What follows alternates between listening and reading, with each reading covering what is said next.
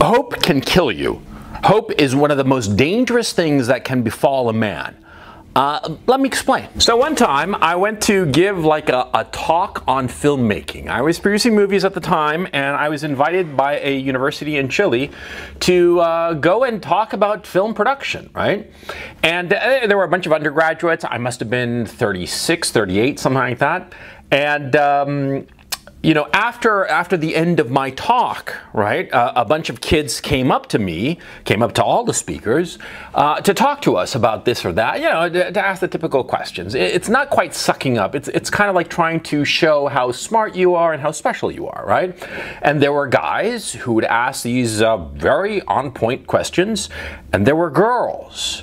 And there was one girl in particular. Yeah, this one girl in particular, she was pretty hot. And you could tell that she was more mature than her peers. She was the same age, but just more mature. And she just was into older guys. You could tell right off the bat, right? And so she's there hanging out and listening to the questions, but not making any questions herself, but rather listening to the other people talking there, the other guys, the other students, right? Because there was this one girl, there were a couple of other girls, but they weren't as hot as this one, right? And of course, you know, me being the asshole bastard that I am, I'm like, oh yeah, oh, something good is coming tonight, right? Yeah, but there was one problem. See, there was this one kid, young kid, he must have been 20, 21 years old or whatever. I mean, he was sticking to me like glue, right? And he kept talking to me and asking me questions and talking about movies. And I was trying to be polite and trying to give him the social signifiers, or rather, I was giving him the social signifiers, you know, get going, man, I'm done with you, right? I mean, I got my jacket, I put it on, I started walking out, right? And this guy kept on talking and talking. And I'm walking along, and the thing is, see, I remember now, I didn't take my car because this was like downtown. And getting downtown in Chile, in Santiago, is like a little bit of a nightmare. So of course, I took the metro, right? And so this guy was like following me to the metro. And so was this girl. Yeah, because I talked to her a little bit, you know, and we were sort of like, you know, we were vibing, as the kids say nowadays. We were vibing, yeah. But this boy was like, you know, cramping my style, man. He was cock blocking me. Whether he was aware of it or not, I don't know. I don't think that he was really trying to get this girl, because she was clearly out of his league. And not just in the looks department, but also just the emotional maturity department, right?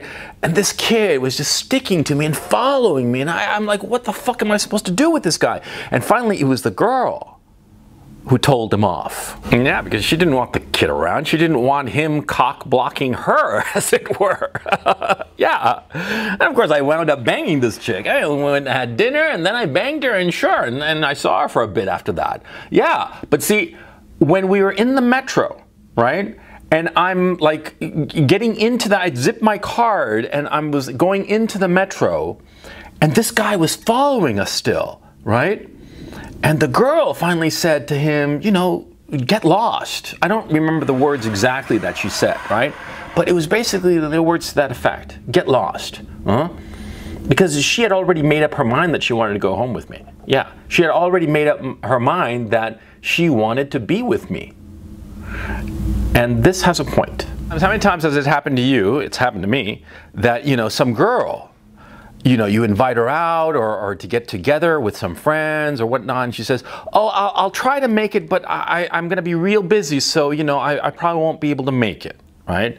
Or she says, oh, I'd love to, but, you know, this Friday I can't because, you know, my mom's sick or some shit like that, right? She says something like polite, and as if she really does want to join you on like a little get-together, a little hangout, a little date, right? She says as if she does want to do that, to be with you, but she doesn't really want to be with you. She's just being polite. But you, idiot, you think, oh, there's hope. In this particular situation, I'm not laughing at you, I'm laughing at myself. I'm laughing at my younger version, the younger version of myself, because I remember so many times that I'd invite some girl out or you know, invite her to hang out with, you know, the romantic possibilities to ensue, right? And she would smile, you know, this charming smile, And she'd be like, oh, I'd love to, but you know, my cat is going to die on that day, so I'm not going to be able to make it. And I'd be like, oh, but there's hope that she might make it. I mean, it's so embarrassing. Retrospectively, it's just so damn embarrassing, man. I mean, like, see, when a girl wants to be with you, she's going to be with you. Okay? Come hell or high water, she will be with you. And if she doesn't want to be with you, she will give you like the smoothest excuses. And the problem for you is that you will hope that these excuses are for real. You will hope against all rationality that she might hang out with you when she really doesn't. Like the girl at that talk, right?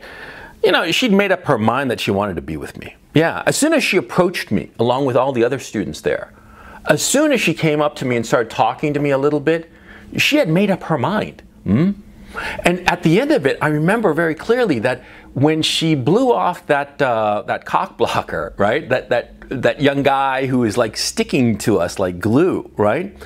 She blew him off in such an irritated way because it was really pissing her off as much as it was pissing me off. But of course, I was too polite to say anything. She didn't have any such scruples.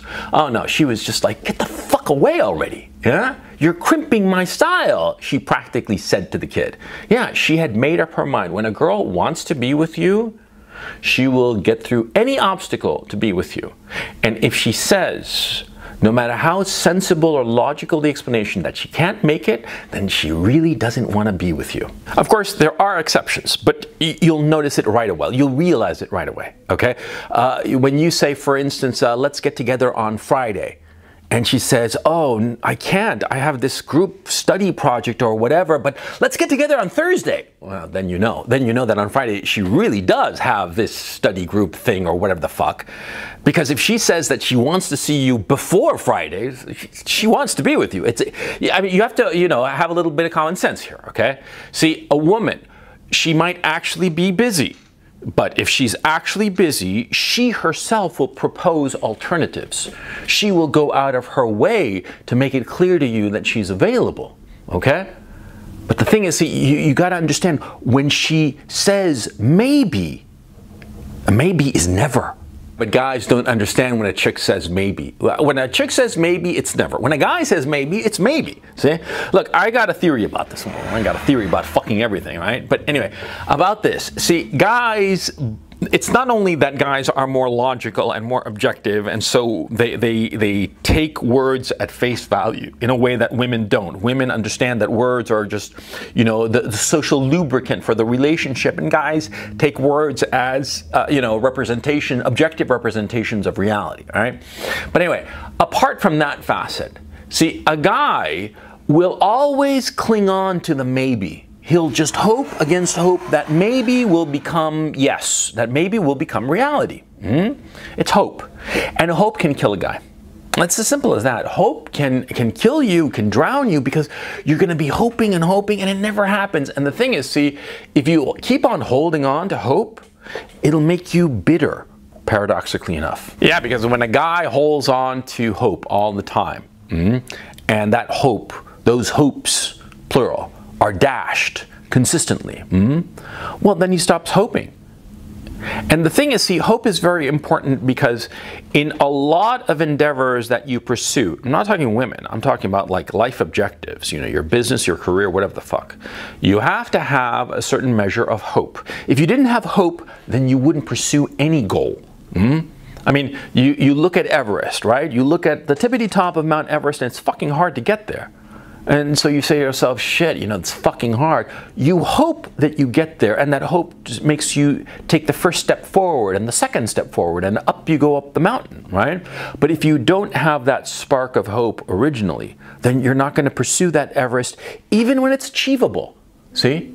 You need hope. Hope is a precious thing. You just have to know when to apply it. So many guys hold on to hope when there is no hope. When the person has made it clear that it's not gonna fucking happen. And the thing is, see, a lot of times people confuse the vagueness of politeness, because being polite is always about being vague. They confuse that vagueness as just letting a little bit of a sliver of hope shine through. But politeness In the case of women, there's no hope. It's not going to happen. Forget about it. Move on. In other things, in other endeavors, especially those endeavors that depend on a lot of different factors going on, a lot of different things happening all together, right? Then hope, yeah, sure, because there is a possibility. But when it's, based on just the decision of the one person, i.e. the girl, will the girl want to hang out with you? No, there's no hope. You got to understand that. You've got to understand and read the social signs. I think you get the point. I don't have to belabor the point. And the thing is, see, we guys, we latch on to hope. We latch on to hope and we hold on to it until the very end, the bitter end. And it's happened to me lots of times. It'll happen to you. It happens to every guy. Every guy falls for the trap of hope. We hear the words, but we don't hear the message. We hear the words and she's saying, I'll try to make it, but I can't make any promises. And we hear those words and we infer, we assume, we hope, fingers crossed, she might make it. She might make it to the hangout where I can show what a great guy I am and she'll want to fuck me. That's what we're hoping. But what she's saying is, I'm never gonna fuck you, ever. Thank you so much for watching this video. I hope you enjoyed it. And if you did, please check out my Patreon channel. Link is in the description below. I put out an extra video every week on Patreon, usually a video that would be a bit too hot for YouTube, considering the current censorship regime. And I also do a Sunday broadcast called the Weekly Webinar, where I talk about a specific topic for 90 minutes to 2 hours, and then take questions and comments from the audience for another hour. And it's a hell of a lot of fun, so please check it out. Thank you so much, and I will catch you next time.